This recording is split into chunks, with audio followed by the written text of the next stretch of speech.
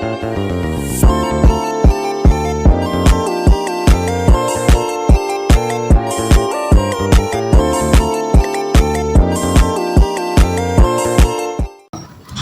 teman-teman, perkenalkan nama saya Safa Putri Kusumawardani dengan NIM akhir 028 kelas PPSIF tahun 2023. Di video kali ini saya akan menjelaskan mengenai media pembelajaran yang saya buat. Nama dari media pembelajaran yang saya buat yaitu Papan Struktur Eksplanasi atau PSE. Untuk fasenya sendiri yaitu fase D kelas 8 SMP. Elemennya adalah elemen menulis. Untuk capaian pembelajarannya yaitu peserta didik mampu menulis atau menyusun teks eksplanasi sesuai dengan struktur teks eksplanasi dan juga menggunakan kaidah kebahasaan yang baik dan benar. Papan struktur teks eksplanasi sendiri yaitu merupakan media pembelajaran fisik yang saya buat menggunakan styrofoam sebagai alasnya. Nah, papan ini dibagi menjadi 3 sisi, yaitu sisi pertama untuk bagian pernyataan umum, yang kedua untuk deretan penjelas, dan yang terakhir untuk penegasan ulang. Nah, berikut adalah tampilannya. Jadi seperti ini, dan di setiap bagian ini saya berikan saku kolom. Nah, di mana bagian ini berisi kertas yang berisi kalimat potongan teks eksplanasi yang saya buat. Nah, tujuannya adalah untuk memancing siswa untuk melanjutkan membuat teks eksplanasi yang saya buat ini. Nah, untuk penggunaan media pembelajaran ini yaitu guru akan menempatkan media ini di depan kelas, baik di depan papan tulis atau di dinding bagian depan kelas. Kemudian siswa diminta untuk berkelompok, di mana masing-masing kelompok itu terdiri dari 3 orang siswa.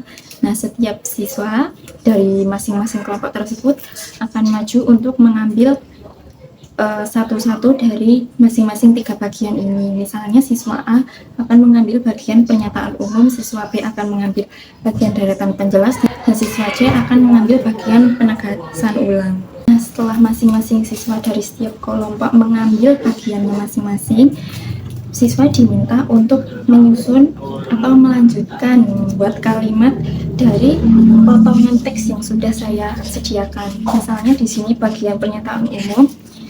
Contohnya di sini saya mengambil teks eksplanasi mengenai proses terjadinya hujan. Nah, di sini saya menyediakan potongan teks pertama seperti ini, kemudian di bawahnya adalah kolom. Saya sediakan kolom garis-garis untuk siswa melanjutkan membuat teksnya. Nah, siswa diminta untuk melengkapi atau melanjutkan teks di bawah ini. Nah, untuk cara kerjanya sendiri, nanti setiap siswa di setiap kelompok ketika sudah mengambil masing-masing bagiannya, mereka akan diminta untuk mulai mengerjakan, mulai dari bagian pertama yaitu pernyataan umum. Nah, nanti misal yang mengambil bagian pernyataan umum tadi adalah siswa A di suatu kelompok. Nah, nanti siswa B dan C juga ikut mengerjakan bagian yang diambil oleh siswa A, yaitu bagian pernyataan umum. Jadi mereka mengerjakan yang bagian pernyataan umum terlebih dahulu bersama-sama. Nah, kemudian ketika sudah selesai, nanti mereka akan lanjut untuk mengerjakan bagian yang deretan penjelas yang diambil oleh siswa B. Nah, seperti ini. Di sini juga sudah saya sediakan kertas yang berisi potongan teks awal yang terdiri dari 2 atau 3 kalimat untuk memancing siswa atau memandu siswa dalam membuat teks eksplanasi. Nanti sama seperti yang pertama tadi teknisnya, yaitu siswa A dan C ikut menuliskan lanjutan kalimat mereka di bagian deretan penjelas ini. Dan begitupun selanjutnya untuk yang penegasan ulang. Nah, setelah semua siswa sudah selesai mengerjakan ketiga bagian ini, siswa diminta untuk menuliskan ulang teks yang mereka kerjakan bersama itu di buku tulis mereka masing-masing. Jadi, melewati media ini, siswa diharapkan dapat menulis teks eksplanasi sesuai dengan struktur teks eksplanasi yang urut dan benar. Kemudian, tidak perlu khawatir jika misalkan siswa mengalami lupa tadi urutannya yang mana dulu. Selain saya sudah menempatkannya urut sesuai dengan struktur teks, di sini saya juga menuliskan angka 1, 2, 3 untuk memudahkan siswa mengingat dan memahami ulang mengenai struktur teks eksplanasi. Nah, selanjutnya untuk di setiap bagian struktur di bawahnya ini saya juga menuliskan keterangan apa yang harus dilakukan siswa. Misalnya di bagian pernyataan umum saya tuliskan pengantar umum tentang fenomena yang akan dijelaskan. Nah, selanjutnya untuk di bagian deretan penjelas, siswa diminta untuk menuliskan proses atau urutan kejadian yang menjelaskan fenomena secara runtut. Selanjutnya yang terakhir yaitu penegasan ulang. Buatlah ringkasan atau penguatan akhir di bagian akhir teks eksplanasi yang siswa buat. Selanjutnya adalah bagaimana proses pembuatan media pembelajaran ini.